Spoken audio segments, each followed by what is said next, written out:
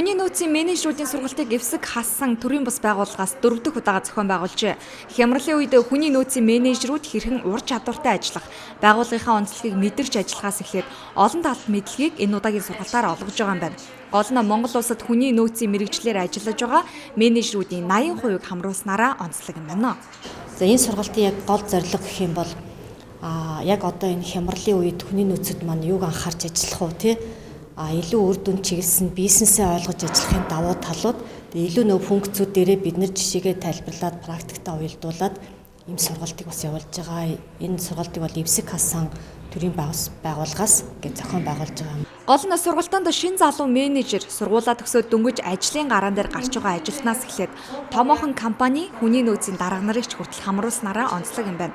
Байгаль maaгийн хувьд л гэхэд шинжлэх ухаан технологийн их сургуулийг төгсөөд Монголын урдаа барьдаг томоохон компани нэгд хүний нөөцийн менежерээр ажиллаад 2 жил болж байна.